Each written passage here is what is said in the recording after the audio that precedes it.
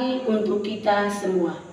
Perkenalkan, nama saya Rovina Daten Tiban, nomor NIM 2486905135, mahasiswa PPG dalam jabatan Batch 1, LPTK Santo Yakobus Maroke, unit kerja SMP Negeri 1 Adonara Timur, Kecamatan Adonara Timur, Kabupaten Flores Timur, Provinsi Nusa Tenggara Timur. Terima kasih. Assalamualaikum warahmatullahi wabarakatuh. Om Swastiastu. Namo Buddhaya, salam kebajikan. SMP Negeri 1 Adonara Timur merupakan salah satu sekolah yang berada di Desa Lamahala Jaya, Kecamatan Adonara Timur, Kabupaten Flores Timur, Provinsi Nusa Tenggara Timur. Sekolah ini berdiri pada tanggal 1 Agustus tahun 1960 oleh masyarakat Desa Lamahala Jaya berstatus swasta dengan nama SMP Nurmasa.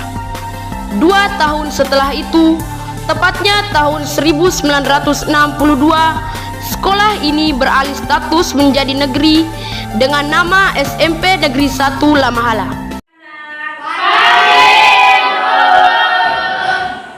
Selamat pagi anak-anak. Pagi.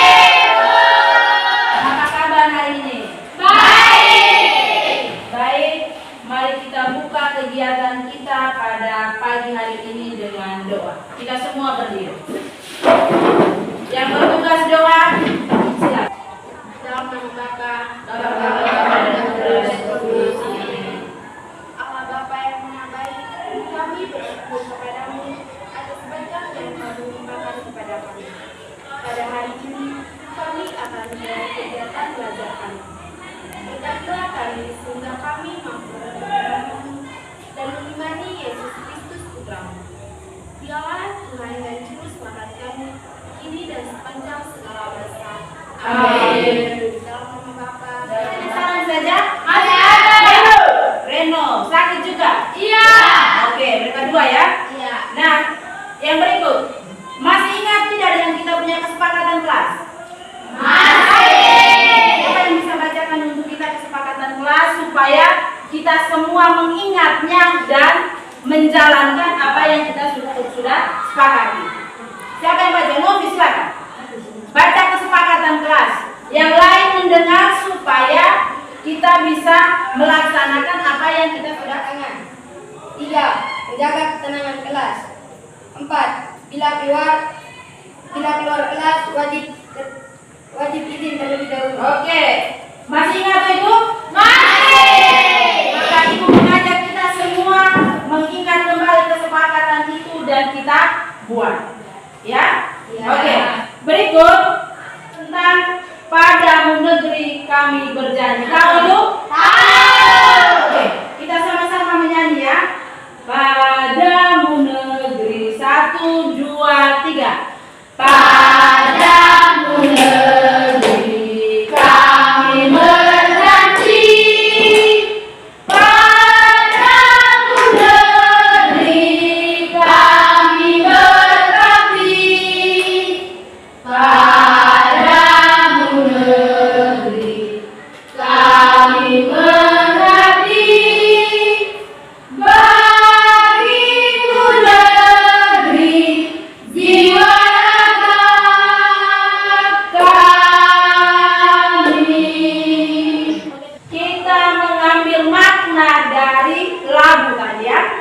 Sebagai warga masyarakat yang baik, tentu kita menjunjung tinggi persatuan dan kesatuan.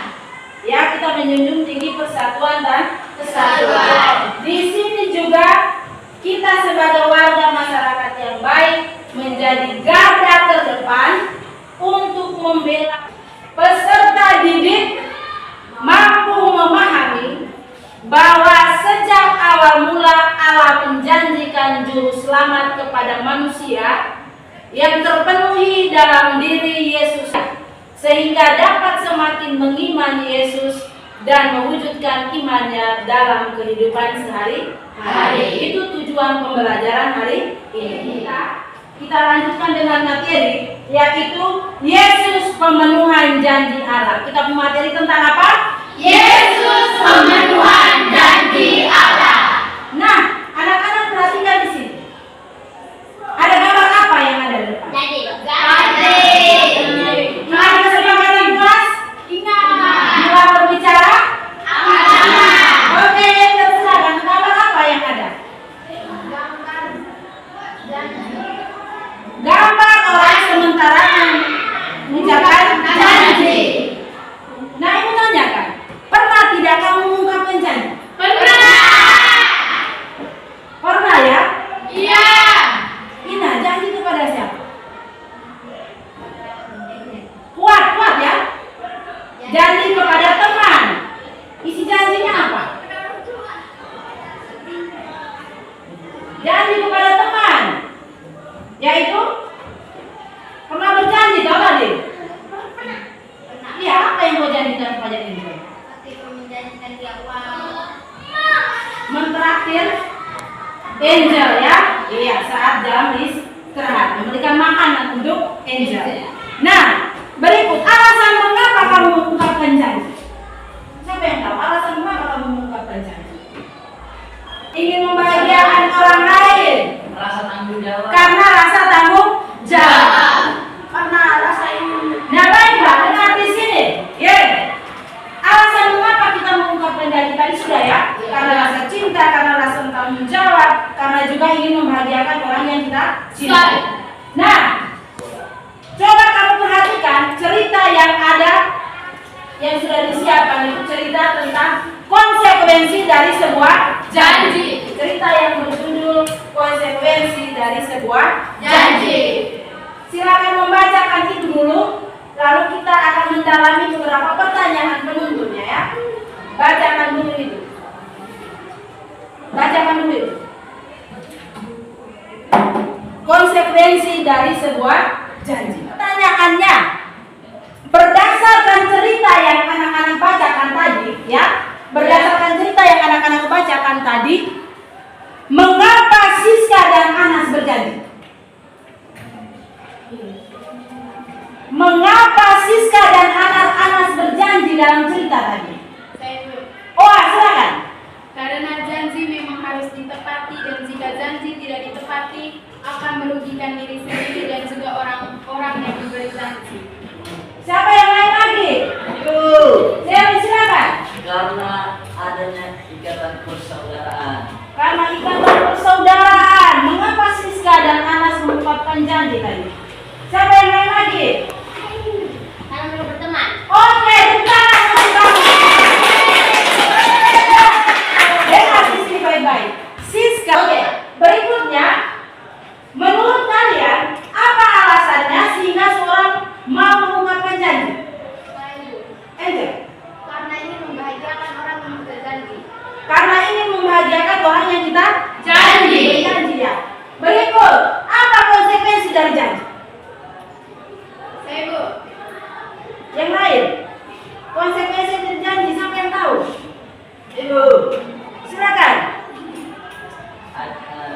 Konsekuensi dari janji adalah baik bagi diri yang berjanji dan maupun orang yang mengetahuinya. Dengar, dari konsekuensi dari janji itu adalah janji itu kita harus wujudkan ya. Wujudkan kepada orang yang kita janjikan. Walaupun itu butuh perjuangan dan pengorbanan. Ya, maka janji itu harus kita tepati. Teman Ina berjanji kepada teman Angel. Mungkin ada janji yang lain, mungkin contoh janji karena rasa cinta kepada orang tua, kita berjanji bahwa saya serius belajar supaya bisa naik kelas. Ya toh?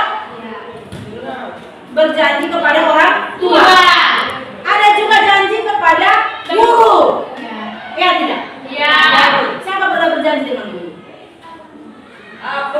Siapa pernah berjanji dengan guru? Angel. Iya, janji jangan datang terlambat ke sekolah. Nah,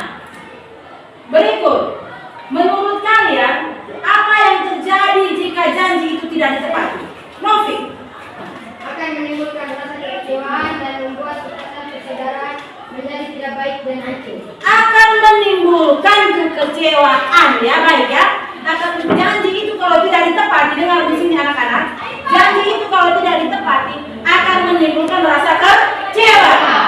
Akan menimbulkan rasa kecewa. Apalagi tadi? Tidak ada lagi saling percaya. Hubungan yang baik menjadi tidak baik. Dengar ibu di sini baik-baik. Dalam kehidupan kita setiap hari, itu manusia mengenal ada istilah janji. Ya, janji tadi itu adalah apa tadi? Janji adalah sesuatu yang harus ditepati.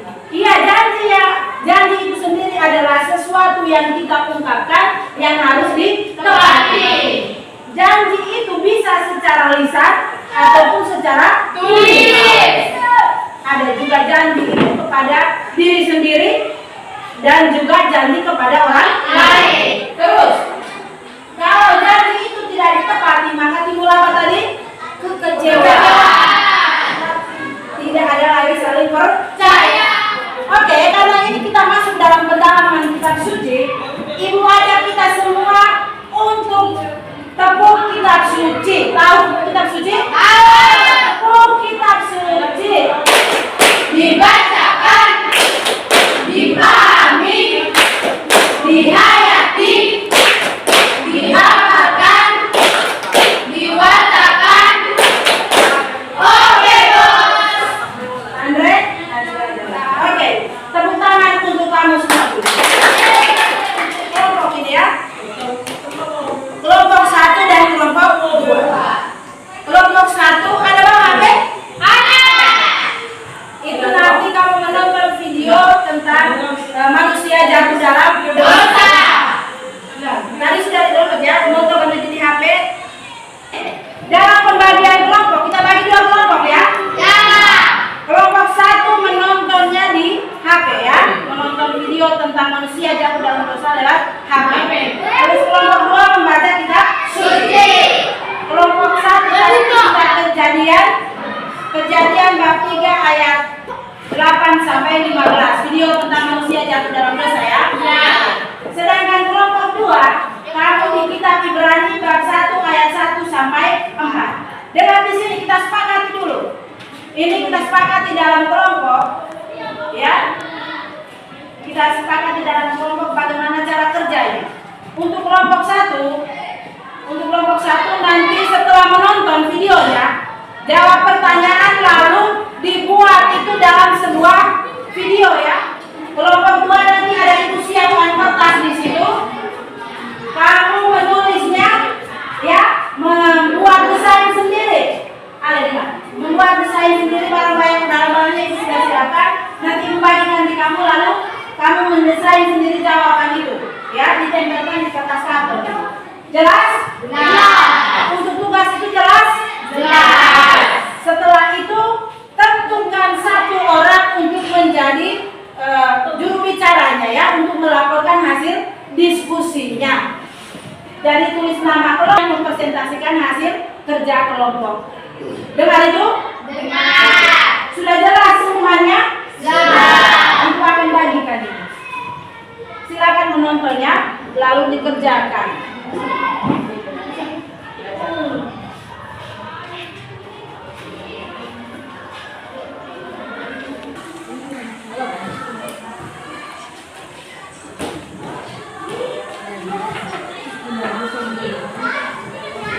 Nih,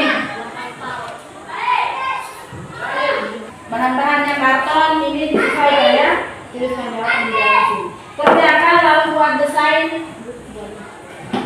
ya untuk mempercantik ya. Ya.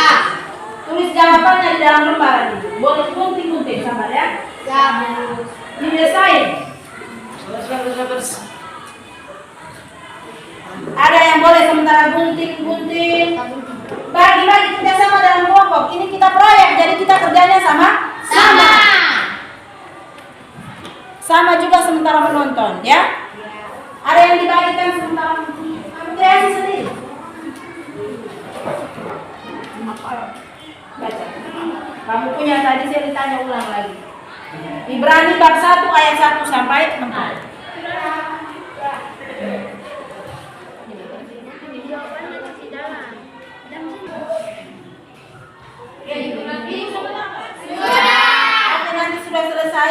cari tempat yang aman untuk mengambil video ya.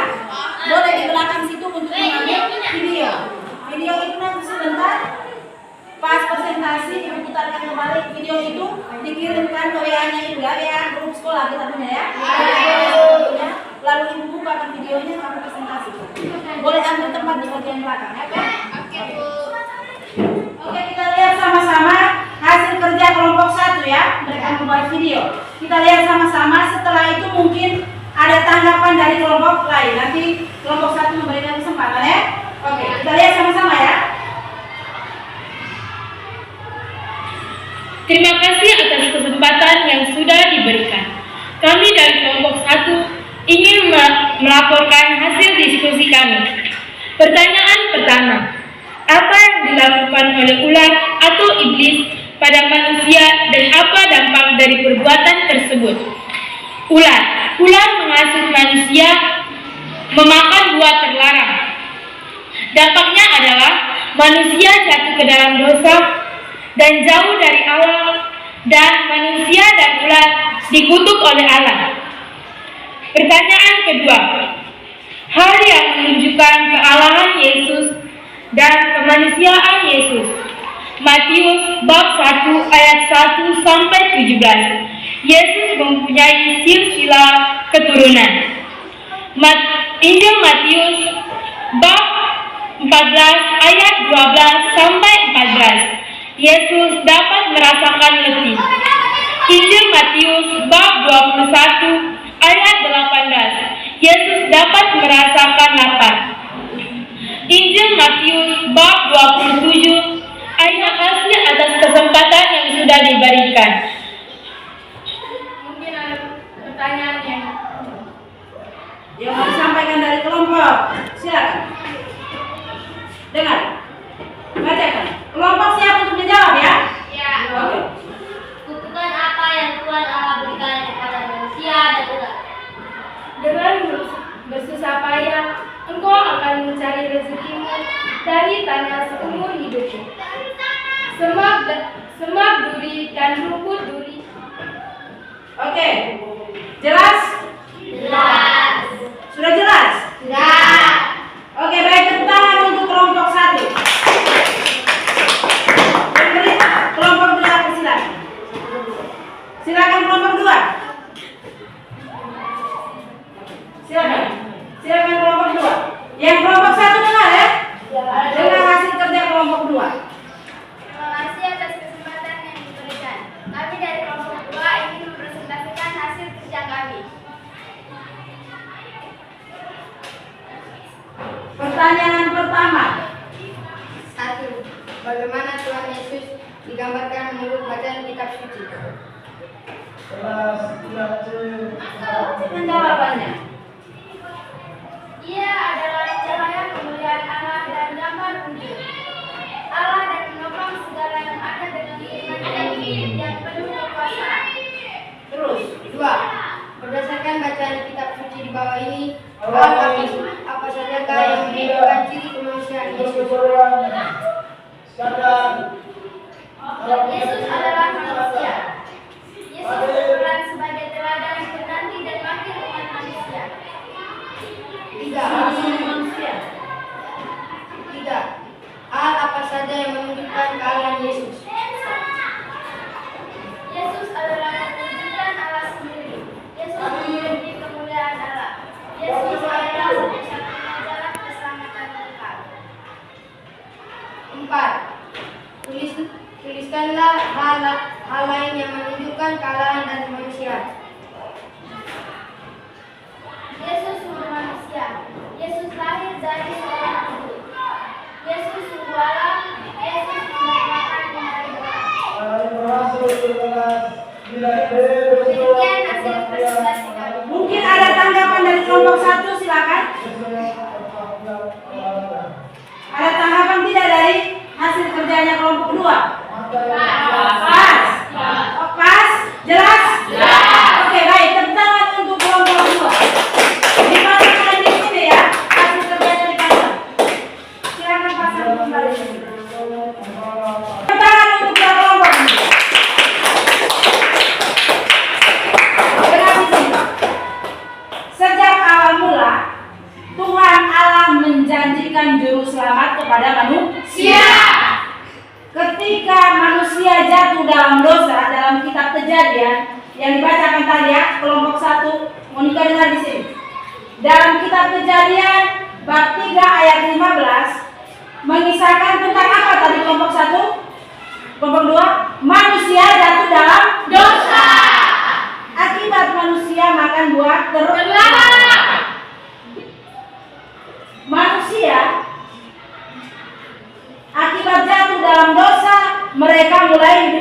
dari Allah. Tadi ada kutukan-kutukan yang Tuhan Allah berikan, baik itu kepada ular maupun kepada manusia.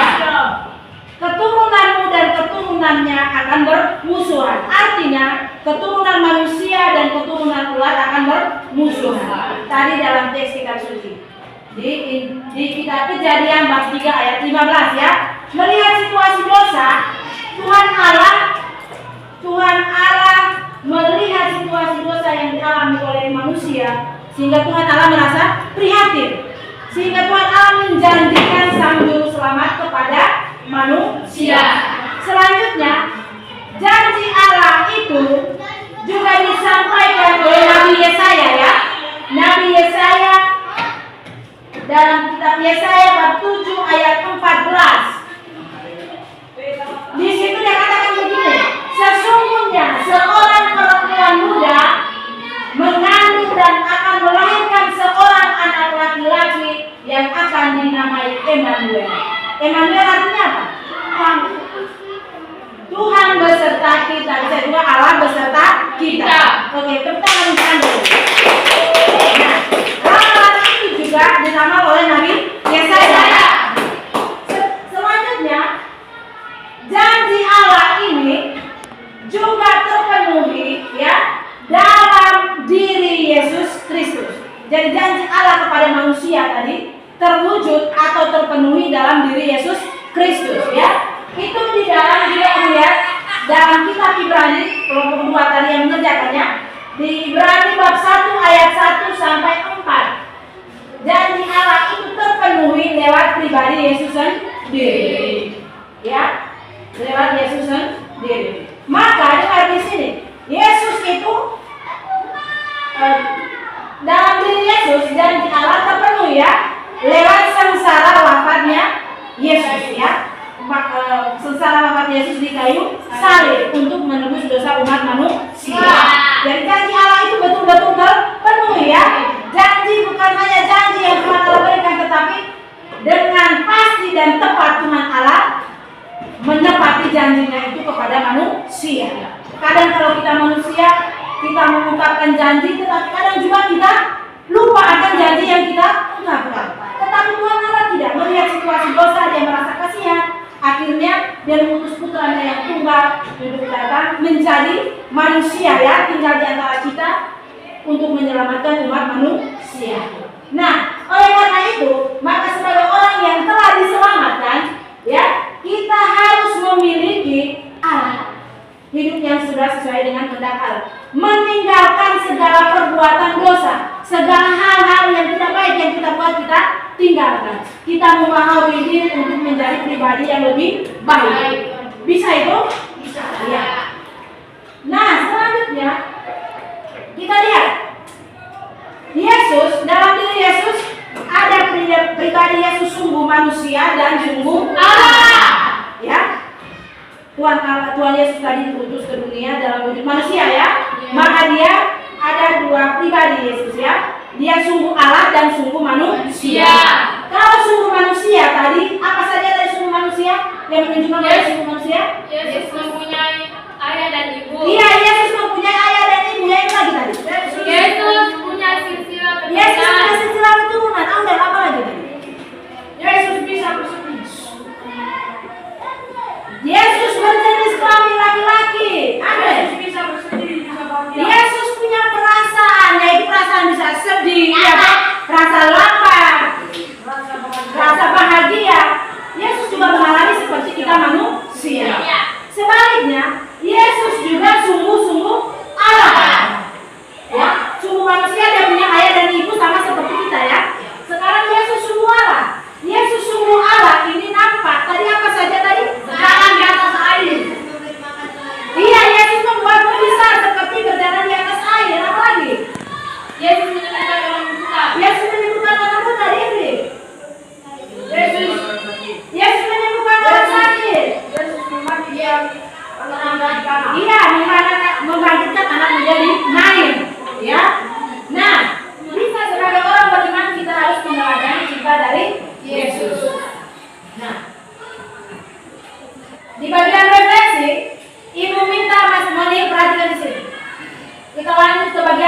ya. Refleksi Ibu minta kamu menuliskan dalam lembaran kertas masing-masing ya. Masing-masing menuliskan refleksi diri ya. Di mana kamu lihat berdasarkan situasi hidup yang kamu alami sekarang ya. Pertanyaan refleksi pertama. Ada, perhatikan di sini. Pertanyaan refleksi pertama. Apakah selama ini saya sudah menepati janji yang diucapkan kepada orang lain? Apakah kamu sudah menempatkan janji itu kepada orang lain? Merefleksikan diri ya. Belum atau sudah, nanti dituliskan dalam kertas refleksi. Yang kedua, pertanyaan yang kedua. Tulislah janji kamu itu, janji yang kamu buat kepada Tuhan ya, janjimu kepada Tuhan yang harus kamu jalankan. Nah, janji yang kedua ini ditulis tadi. Nanti di saat sebentar doa penutup, ada waktu untuk diberi kesempatan masing-masing kamu membacakan hasil refleksi kamu, janji kamu kepada Tuhan dalam hatimu. Janji apa yang ingin kamu ucapkan kepada Tuhan, kamu janjikan kepada Tuhan yang harus dibuat atau harus dijalankan. Bisa paham slogannya? Bisa. Jadi masing-masing menuliskan. Jadi, perhatikan di sini. Masing-masing menuliskan di lembaran kertas dengan pertanyaan refleksinya ada di sini. Jelas itu? Jelas. Diberikan kesempatan. Silakan. Melalui tindakan ya. Yaitu tindakan apa yang kamu buat? Tindakan kasih kepada sesama yang menderita. Di situ kamu videokan. Dengan di sini, jadi tugasnya itu kamu mengunjungi orang yang sakit, lalu buat rencana dulu kapan waktunya, begitu ya? Videokan, lalu dengar di sini, videokan kegiatannya itu kamu mengunjungi orang yang menderita tadi, kamu videokan, lalu kirim ke WA grup kita, WA grup kelas kita ya. Sudah. Semua sudah bergabung di WA, atau sudah? Yang tidak ada HP boleh pakai apa nomornya kakak ya. Bisa toh itu? Untuk PM jelas? Jelas. Jelas toh? Jelas. Oke, tepuk salut untuk kamu dulu. Tepuk salut. Salut, salut. Salut, salut. Salut. Menutup pelajaran kita hari ini dengan doa. Yang bertugas siapa? Doa penutup? Allah. Oke. Kita langsung berdiri untuk menutup. Marilah kita berdoa. Dalam nama Bapa dan Putra dan Roh Kudus. Amin. Bapa yang Maha Kasih, kami bersyukur karena kasih-Mu yang tak tunggal. Engkau tinggi hidup kami menderita. Melalui Putra-Mu Yesus Kristus, Engkau dalam memenuhi janji-Mu untuk membebaskan kami dari dosa berdasarkan situasi hidup kami masing-masing. Kami juga hendak berjanji padamu. Saya mengajak masing-masing kita membacakan hasil refleksi kita dalam hati. Membacakan hasil refleksinya masing-masing.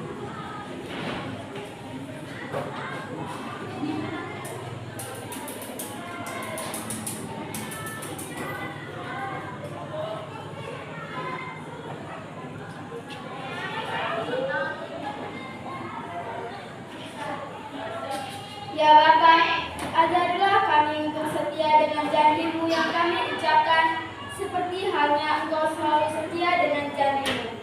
Demi pengetahuan Kristus Tuhan dan Juru Selamat kami. Amin. Dalam nama Bapa dan Putra dan Roh Kudus. Oke, selamat pagi untuk kita semua. Sampai jumpa minggu depan. Amin.